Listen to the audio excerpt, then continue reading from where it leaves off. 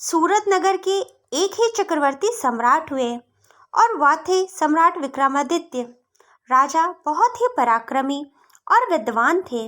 वे अपनी प्रजा को अपने पुत्र के समान प्यार करते थे एवं रात को वेश बदलकर अपनी प्रजा का हाल समाचार जानने के लिए नगर में भ्रमण करने निकलते थे। ऐसे ही एक दिन राजा विक्रमादित्य अपना वेश बदलकर भ्रमण के लिए निकले। नगर की दूसरी ओर एक जंगल था। कुछ दूर चलने के बाद राजा ने देखा एक जवान लकड़हारा कंधे में कुल्हाड़ी लिए जंगल की ओर जा रहा है और लकड़ी काटने के लिए एक ऊंचे से पेड़ पर चढ़ गया। फिर उसने देखा कि एक बहुत बड़ा भालू लकड़हारे की ओर जा रहा है और पेड़ पर चढ़ गया। वही पेड़ जिस पर वह लकड़हारा लकड़ियां काट रहा था। यह देखकर राजा सोच में पड़ गया कि वह भालू उस लकड़हारे के पीछे क्यों जा रहा है। मैं चुपचाप देखता हूँ कि आगे क्या हो रहा है। उसने देखा वह लकड़हारा भालू को भगाने की कोशिश कर रहा है। तभी लकड़हारे का पैर फिसल जाता है और वह जमीन पर गिरकर मर जाता है। राजा को यह सब देखकर बहुत अफसोस हुआ और सोचने लगा, भालू के चलते यह लकड़हारा मारा गया, पर यह लकड़हारा आधी रात में ही जंगल में लकड़ियां काटने क्यों गया। फिर अचानक राजा ने देखा कि वह भालू पेड़ से नीचे उतरकर एक सुंदर लड़की में बदल गया। राजा को तो यह देखकर अपनी आंखों पर विश्वास नहीं हो रहा था कि वह भालू एक सुंदर लड़की में कैसे बदल गया। राजा को उस लड़की के बारे में जानने की उत्सुकता हुई कि यह युवती है कौन और आगे अब यह क्या करने वाली है। थोड़ी देर बाद राजा के दो सिपाही जो रात्रि में भ्रमण कर रहे थे, संयोगवश वह वहीं पर आ गए और वे दोनों सगे भाई भी थे। उन दोनों भाइयों की नज़र उस लड़की पर पड़ी। तभी छोटा भाई बोला, भैया कितनी सुंदर लड़की है, मेरा तो मन कर रहा है मैं इसके साथ विवाह कर लूं। तभी बड़े भाई ने बोला, मेरे होते हुए पहले छोटे भाई का विवाह होगा, बड़ा मैं हूँ तो पहले मैं इसके साथ विवाह करूँगा। उन दोनों में बहस छिड़ गई और छोटा भाई बोला, जरूरी नहीं कि आप बड़े हैं तो सब कुछ आपको ही पहले मिलेगा, पहले मेरी नज़र इस पर पड़ी है, इसीलिए मैं इसके साथ पहले विवाह करूँगा। तभी बड़ा भाई बोला, छोटे भाई का धर्म होता है कि बड़े भाई की बात माने, तू कैसा भाई है। कुछ देर तो उन दोनों में बहस चलती रही।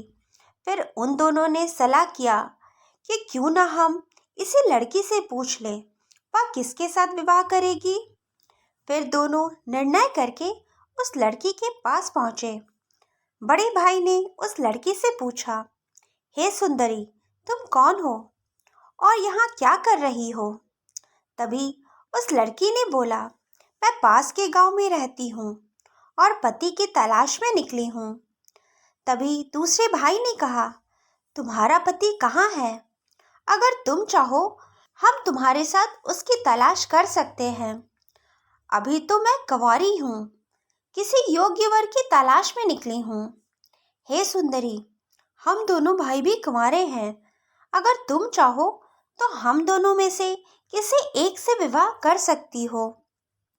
मैं तुम दोनों में से किसी एक से विवाह कर लूंगी, पर मेरी एक शर्त है, तुम दोनों में से जो अधिक बहादुर होगा मैं उसी के साथ विवाह करूंगी।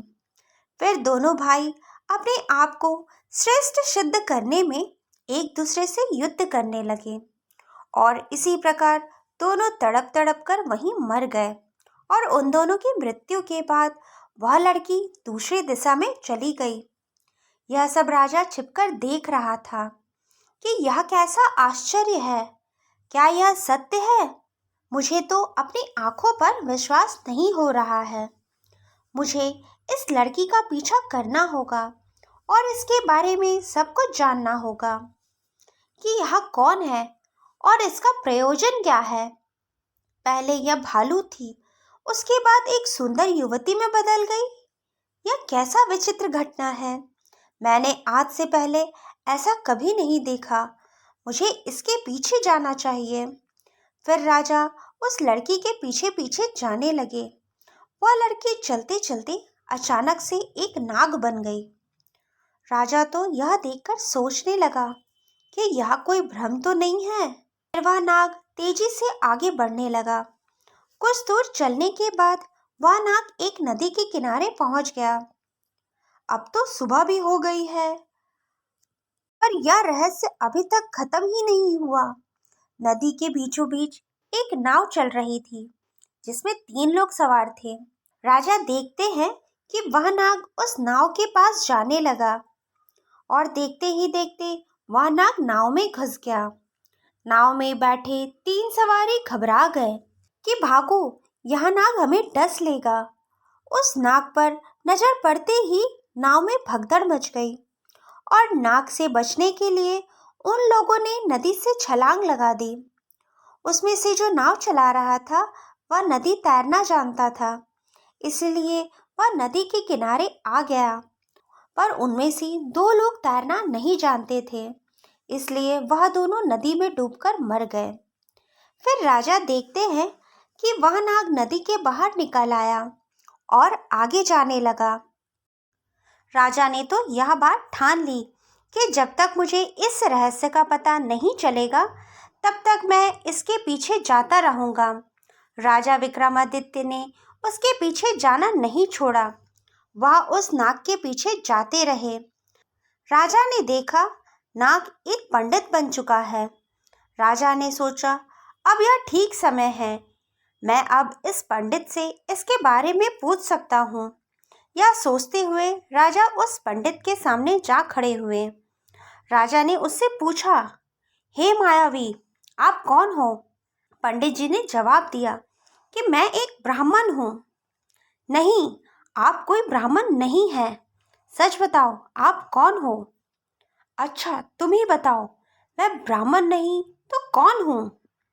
तुम जैसे दिख रहे हो वैसे नहीं हो। तुम्हें क्या करना है? मैं कौन हूँ? अपने काम से मतलब रखो और यहाँ से चले जाओ। मैं सच्चाई जाने बिना यहाँ से नहीं जाऊँगा। सच्चाई तो आपको बतानी ही पड़ेगी। मैंने तो तुम्हें बताया है, मैं एक ब्राह्मण हूँ। नहीं, आप कोई ब्राह्मण नहीं हैं। मैं आपका पीछा तब से कर रहा हूँ जब आप एक भालू बने हुए थे। पहले आपने नौजवान लकड़हारे को मारा, फिर एक सुंदर युवती बनकर 2 सगे भाइयों को लड़वाकर मार दिया। फिर आप एक नाग बनकर नाव में बैठे 2 यात्री आपके कारण मारे गए। अब आप सीधी तरह सच सच बताओ कि आप कौन हो। फिर राजा ने तलवार निकाली और बोला कि सच सच बताओ तुम कौन हो, वरना मैं तेरी जान ले लूँगा। तुम जानते नहीं कि यह राजा विक्रमादित्य की नगरी है और मैं उसका वफादार नौकर हूँ।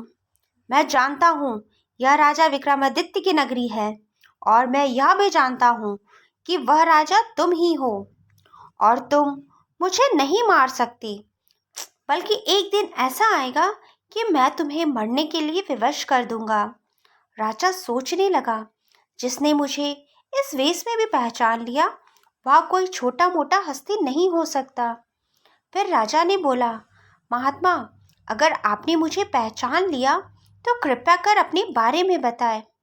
तुम एक राजा हो और मेरी सच्चाई जाने बिना मानोगे नहीं। ठीक है तो राजा, ध्यान से सुनो। मैं एक काल हूँ। इस संसार में जितने भी प्राणी जन्म लेते हैं उनकी मृत्यु निश्चित है। जिस प्रकार कोई भी शिशु जन्म लेता है, उसकी मृत्यु का समय और इसकी मृत्यु कैसे होगी सब कुछ निश्चित हो जाता है। हे राजा, तुम यह भी जानते हो इंसान के जन्म मरण का लेखा जोखा चित्रगुप्त के पास है। किसी भी प्राणी के मृत्यु का समय आ जाता है तो वह धर्मराज को सूचित करते हैं। अतः धर्मराज उस इंसान को मृत्यु प्रदान करने की आज्ञा भगवान शिव से लेते हैं। फिर धर्मराज मुझे अथवा काल को सूचित करते हैं। तब मैं मृत्युलोक अर्थात पृथ्वी लोक पर आता हूँ।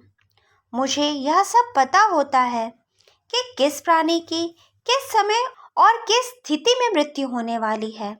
मैं उस प्राणी को निश्चित समय और निश्चित स्थान पर ले जाता हूँ जहाँ उसकी मृत्यु लिखी हुई है, और जिस स्थान पर उसकी मृत्यु लिखी हुई है मैं उसी तरह परिस्थितियाँ बना देता हूँ।